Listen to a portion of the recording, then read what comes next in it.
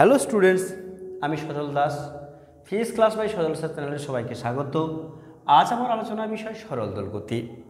আমি সরল দোলগতির বেশ কিছু ক্লাস আমি দিয়েছি। এখন আমি পরবর্তী অংশগুলো দেখব যে নির্দেশ বৃত্তের সাহায্যে সরল দোলগতির সরণের সমীকরণ কীভাবে আমরা নির্ণয় করতে পারি। দেখো, কোনো একটা বস্তুকণা যদি সরল দোলগতিতে দোলায়িত হয় তাহলে অবশ্যই তাকে আমরা নির্দেশ বৃত্তের সাহায্যে প্রকাশ করতে পারি। নির্দেশ বৃত্ত ধরি ABCD একটা নির্দেশ বৃত্ত,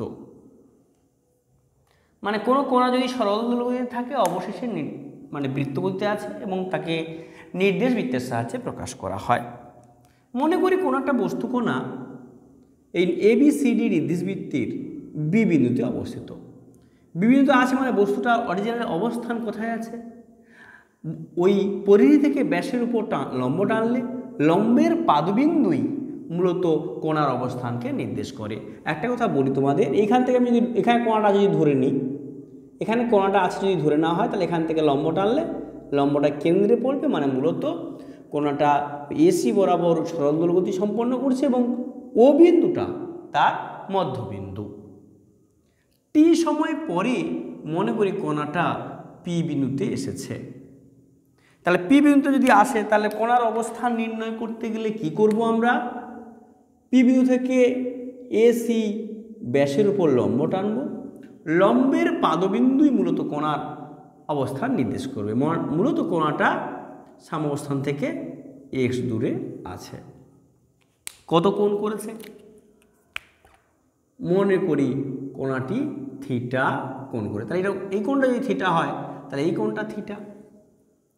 মনে করি কোনো একটা বস্তু কোণা ওমেগা কৌণিক বেগে সে গতিশীল। ওমেগা যদি কৌণিক বেগ হয় তাহলে কৌণিক বেগ ওমেগা হলে ওমেগা সমান আমরা জানি theta by T.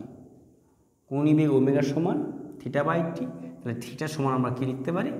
Omega t.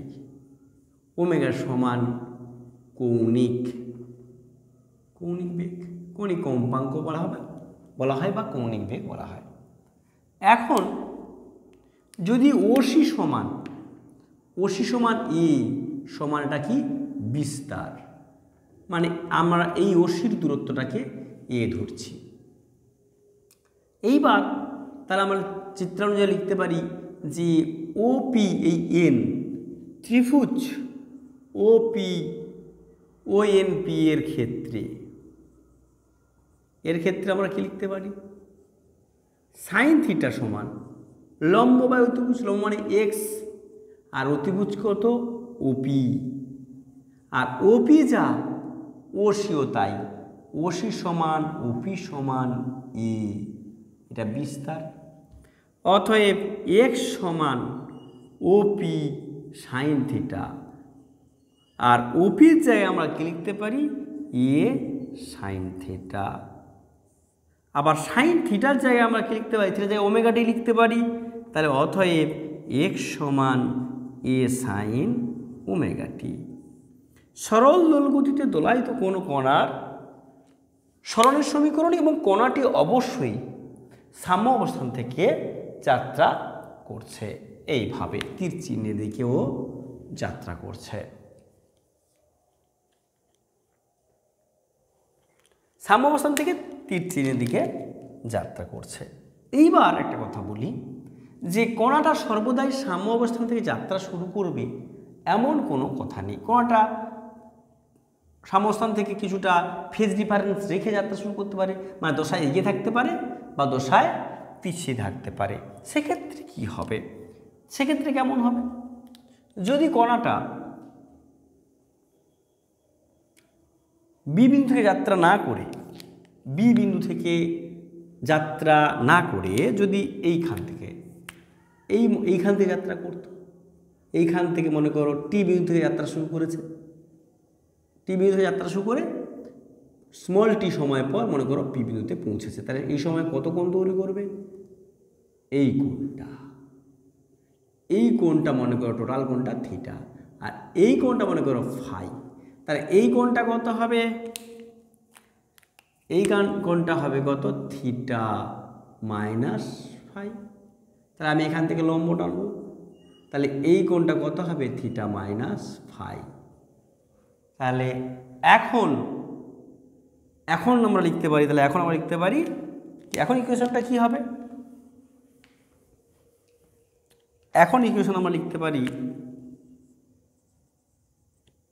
Sign theta minus phi সমান লম্ব বাই অতিভুজ, লম্ব এটা এক্স আর অতিভুজ কত ই বিস্তার। তাহলে এক্স সমান আমরা লিখতে পারি ই সাইন থিটা মাইনাস ফাই সমান और एक्स समान A sine omega t minus phi. Actual कोणाटा साम्यावस्थान रेसपेक्टे कत फाई दशा कोणे पिछिए आछे। आबार एकई रकम भावे कोणाटी साम्यावस्थान थेके फाई दशा कोणे कि होबे एगिए थाकते पारतो। सुतरां आमरा लिखते पारी जे फाई दशा कोणे एगिए बा पिछिए थाकले, एगिए बा पिछिए थाकले एक्स समान A sine omega t plus minus phi होबे। एटाई सरल दोलगतिते दोलायित कोनो कोणार गतिर समीकरण, माने एक्चुअल सरण आर कि सरणेर समीकरण आमरा निर्णय करलाम।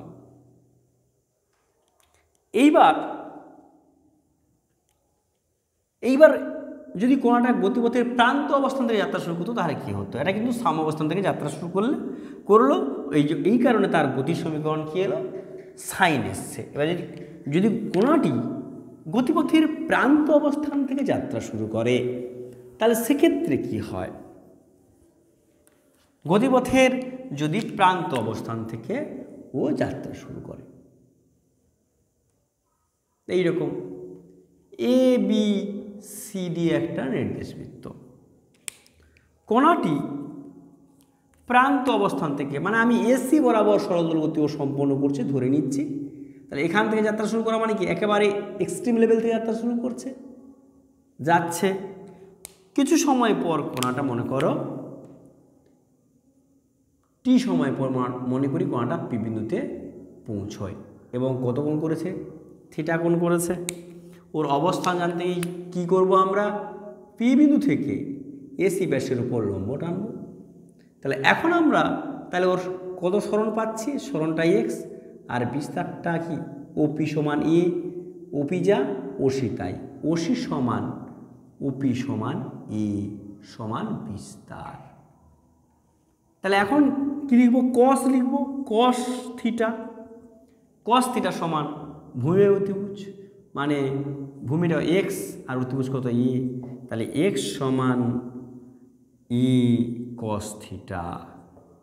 আবার একই রকমভাবে ওমেগা সমান আমরা লিখতে পারি থিটা বাই টি, তাহলে থিটা সমান আমরা লিখতে পারি ওমেগা টি। তাহলে অতএব এক্স সমান এ কস ওমেগা টি। তাহলে আমরা বলতে পারি ফাই দশা কোণে এগিয়ে বা পিছিয়ে থাকলে, ফাই দশা কোণে এগিয়ে বা পিছিয়ে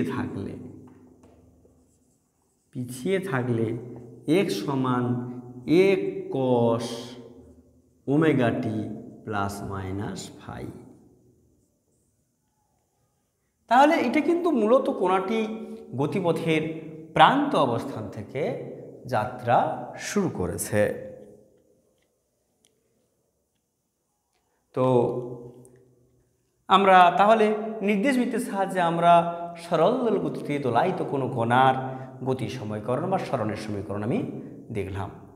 যারা যারা আমার কাছে অনলাইনে বা অফলাইনে ক্লাস করতে চাও তারা 9002175717 এই নাম্বারে যোগাযোগ করবে। নতুন 11-এর ব্যাচ শুরু হয়ে গেছে, যারা যারা 11-এ পড়তে চাও তারা এই নাম্বারে যোগাযোগ করবে এবং নিটের ব্যাচ শুরু হবে ঠিক উচ্চ মাধ্যমিক পরীক্ষার পরেই এপ্রিল থেকে। যারা যারা নিটে পড়তে চাও তারা আমার সঙ্গে এই নাম্বারে কন্ট্যাক্ট করবে। দক্ষিণ বারাসাতে আমি পড়াই, আমার দক্ষিণ ভারত সাথে কোচিং সেন্টার আছে, তোমরা এই নাম্বারে যোগাযোগ করে পড়তে পারো।